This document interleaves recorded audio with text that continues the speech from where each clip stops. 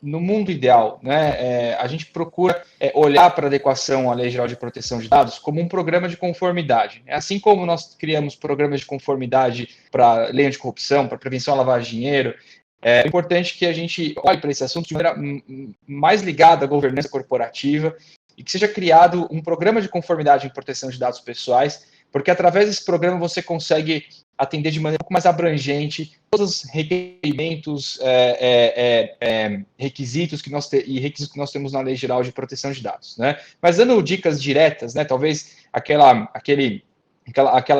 recomendação que eu faço nesse momento, né? A lei já está em vigor, então estamos aí um pouquinho correndo contra o tempo, né? Acho que o primeiro ponto que já é senso comum, talvez até meio batido falar, mas acho que vale ressaltar, que é o mapeamento de dados, né? E por que é tão importante? Por que se fala tanto na questão do mapeamento de dados? Porque se a gente está falando aqui de uma legislação que visa proteger os dados dos indivíduos, né?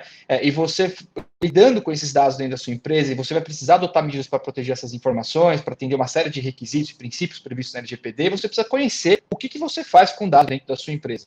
Né? Se você não souber onde que você tem dados pessoais, o que você faz com esses dados, fica um pouco difícil você entender o que você vai precisar fazer, que medidas que você vai precisar implementar para estar adequado ao LGPD. Então, o primeiro passo é criar esse mapa, esse grande mapa, esse inventário de operações, de atividades onde você trata dados pessoais. Aí, puxando aqui para o nosso assunto, né, falar da LGPD dentro das relações de trabalho, esse mapeamento de dados dentro do RH, ele normalmente vai capturar atividades relacionadas, por exemplo, ao recrutamento e à seleção de novos colaboradores, o próprio processo de admissão, processo de desligamento, processo de treinamento, avaliação periódica, exames admissionais, exames médicos periódicos, exames de desligamento, monitoramento desses colaboradores, né? Por exemplo, quando você usa você tem uma política interna de BYOD, né? O Bring Your Own Device, traga o seu próprio dispositivo, você leva o seu laptop, o seu iPad, o seu smartphone para dentro da sua empresa, e a empresa normalmente até para fins de segurança da informação, monitore esses dispositivos, né? Então, tudo isso tem que ser levado em consideração dentro desse mapeamento de dados para você entender o que você está fazendo com os dados dos seus colaboradores dentro da sua empresa, né? Obviamente, aqui eu estou restringindo o nosso tema, o ideal é que você faça isso para todas as atividades de tratamento de dados pessoais, não só para dados pessoais de colaboradores, né? Mas clientes, fornecedores, diretores, enfim, qualquer dado pessoal que você esteja tratando dentro da sua organização. Não, esse é o primeiro passo, né? É muito difícil de caminhar para alguma outra atividade sem entender o que eu faço com os dados pessoais. E o segundo ponto, por momento que a gente vive hoje da nossa legislação, é a gente bater muito na parte da transparência, né? Então, eu deixar muito claro, inclusive para os meus colaboradores, o que eu faço com os dados pessoais deles. E, de novo, para isso eu preciso de um mapeamento. Porque é para o mapeamento que eu vou olhar e falar, eu faço essas atividades com dados pessoais, então agora eu vou externalizar e contar para os meus empregados, contar para os meus colaboradores que eu estou fazendo tais atividades aqui com os dados pessoais deles. Quando você joga essa palavra, esse conceito de transparência para as relações de trabalho, isso é muito importante, porque a transparência está debaixo daquilo que o direito do trabalho considera como a hipossuficiência do empregado. Então, o que significa isso? A transparência, a boa-fé, a manifestação da vontade, que é um requisito essencial para que haja segurança jurídica na Lei Geral de Proteção de Dados, como o Henrique colocou aqui. Como é que você captura o princípio da autonomia da vontade do trabalhador debaixo da subordinação? Isso é muito importante, porque o risco jurídico trabalhista que se tem aqui é você cometer uma falha nisso que o Henrique trouxe aqui, a transparência, a boa-fé, e isso aparecer numa ação trabalhista. Nós temos, então, Rodolfo, do ponto de vista das relações de trabalho, 3 momentos bem distintos: a fase pré-contratual, a fase contratual, enquanto a duração do contrato de trabalho, e a fase pós-contratual, então, quando o contrato de trabalho se encerra. Basicamente, são os 3 momentos, do ponto de vista trabalhista, mais importantes dentro da Lei Geral de Proteção de Dados. O que é importante nós sabermos aqui na fase pré-contratual? A fase pré-contratual é tão importante quanto as outras, Rodolfo, e aqui as empresas vão ter que se atentar muito bem a ela, porque é um momento onde você vai selecionar, por exemplo, os candidatos ao emprego, onde esses candidatos vão encaminhar um volume enorme de informações através dos seus currículos, que tem dados pessoais em abundância, inclusive dados sensíveis. Então, neste momento, na fase pré-contratual, as empresas vão ter que tomar cuidado não só com relação à captura desses dados, mas principalmente por conta daqueles trabalhadores que se candidataram a uma determinada vaga, e somente um ou outro que conseguiu a vaga, eles foram empregados, mas os outros que não foram empregados, você ficou com uma quantidade enorme de informações. O que você faz com essas informações? A Lei Geral de Proteção de Dados, ela é clara.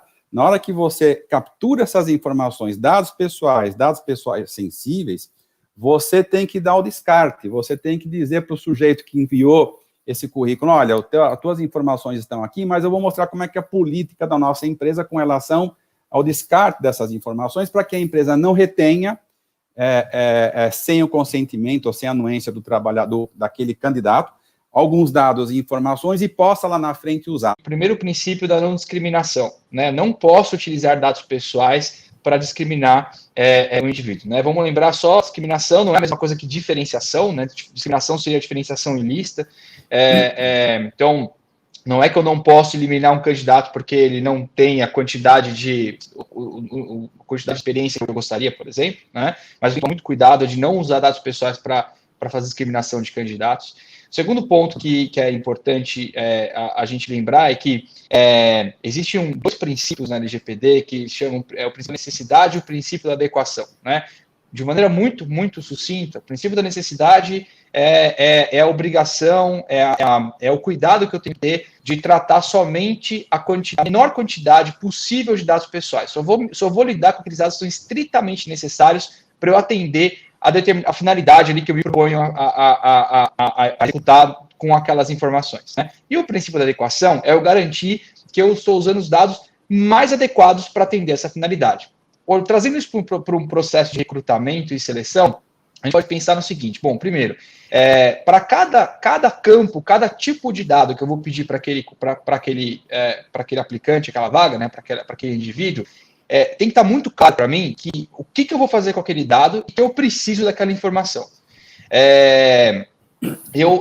E o princípio da adequação, às vezes eu posso perguntar a mesma coisa de maneira diversa, expondo menos a privacidade, expondo menos os dados daquele indivíduo. Por exemplo, se eu quero saber se dentro do meu refeitório eu vou conseguir atender necessidades relacionadas a restrições alimentares por questões de religião, por exemplo, eu posso, ao invés de perguntar qual que é a religião daquele colaborador, daquele candidato, eu perguntar para ele se ele tem algum tipo de restrição alimentar. Ou posso perguntar, você come carne de porco ou não? Né? É muito menos invasivo. Veja, eu não preciso saber a religião dele para saber qual que é o tipo de alimentação que eu vou trazer para dentro do meu refeitório. Né? Então, seria a aplicação prática aí do princípio da adequação. Além disso, ainda dentro desses princípios, né, quando eu encerro um processo seletivo, tem uma série e os candidatos que não foram aceitos, né, que não vão continuar no processo seletivo, às vezes eu quero manter aquela base de informações ali para eu poder dar uma segunda oportunidade para aquele colaborador, ou até mesmo porque eu não gostei dele, então eu não quero mais perder meu tempo selecionando aquela mesma pessoa num futuro processo seletivo. Né? Pode acontecer. Nesse caso, a gente tem que garantir que para essa finalidade, ou de não repetir uma entrevista com alguém que eu já fiz, ou dar uma segunda oportunidade, que eu vou manter armazenada na minha empresa somente os dados necessários para eu fazer isso. Né? Ou seja, talvez eu não precise guardar todas as ações que aquele indivíduo fez, talvez eu não precise ter todas as informações que ele me passou no currículo dele, às vezes eu preciso só do nome, o e-mail, e um comentário lá para lembrar para qual vaga ele aplicou, como é que foi a entrevista. Né? E descartar o restante dos dados. A LGPD, ela traz uma série que normalmente a gente chama de bases legais para o tratamento de dados. Né? A gente pode imaginar que as bases legais são permissões que a lei dá para você tratar o dado pessoal. Ou seja, para eu poder fazer um tratamento de dados pessoais, necessariamente eu preciso estar amparando essa atividade dentro de uma dessas bases legais. E o consentimento é uma delas. Né? A gente tem uma série de bases legais, o consentimento é uma dessas bases legais. E o consentimento ele tem alguns requisitos muito próprios para poder ser utilizado, né? Basicamente, são 3 requisitos. Ele tem que ser livre, ele tem que ser inequívoco e ele tem que ser informado. O que significa isso? Né? Livre significa que eu tenho que ter uma real opção de não consentir sem ter algum tipo de problema, algum tipo de revés causado por não considerar esse consentimento, né?